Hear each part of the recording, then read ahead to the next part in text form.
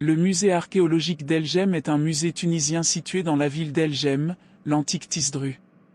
Fondé en 1970, il a fait l'objet d'une rénovation en 2002. Il est situé à proximité immédiate des premiers amphithéâtres de l'antique Tisdru. Le dernier, le plus grand et le mieux conservé, est classé au patrimoine mondial. Le musée est accessible sur présentation du billet d'entrée à l'amphithéâtre. Dans une présentation très didactique, il comprend une importante collection de mosaïques romaines, couvrant une période allant du IIe siècle au VE siècle, qui rassemble une bonne partie des pièces découvertes dans la ville, un certain nombre d'autres étant conservées dans les musées de Sousse et surtout du Bardo. Situé à l'écart des circuits touristiques, le musée archéologique d'El Jem mérite vraiment le détour. Il est servi par une atmosphère calme et une muséographie réussie. Bien conservés, les immenses mosaïques livrent leurs couleurs intactes dans la lumière tamisée du jour. Elles proviennent des fouilles de l'antique Tisdru. Le musée a récemment doublé sa superficie et montre des mosaïques jamais exposées jusqu'alors.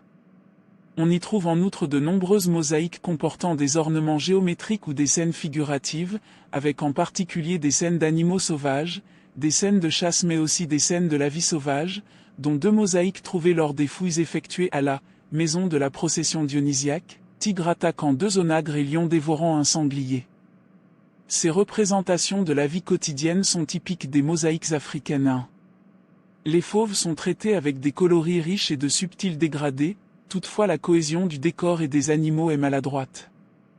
Les spécialistes recommandent la visite de ce musée avant celle des autres vestiges de la cité antique de Tisdru aujourd'hui, El Jem.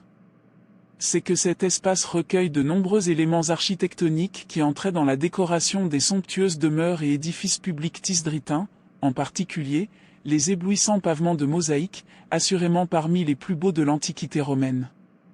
Le musée a été aménagé à l'emplacement d'une villa romaine dont il restitue l'organisation spatiale, une cour centrale entourée d'un péristyle préau qui donne accès aux chambres. Là, sont exposés des objets sculptures, tableaux en mosaïque, céramique, etc. provenant de campagnes de fouilles menées à Tisdru aussi bien que dans les environs de la cité. Depuis peu, cet espace a été enrichi par une nouvelle aile qui illustre de manière très éloquente la richesse et la diversité de l'artisanat de l'époque romaine.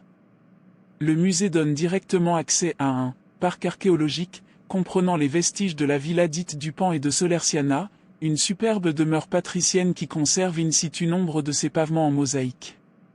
Dans la même ère, il a été procédé à la reconstitution, grandeur nature, de la Maison d'Africa, une somptueuse demeure aristocratique édifiée vers les années 170 AP.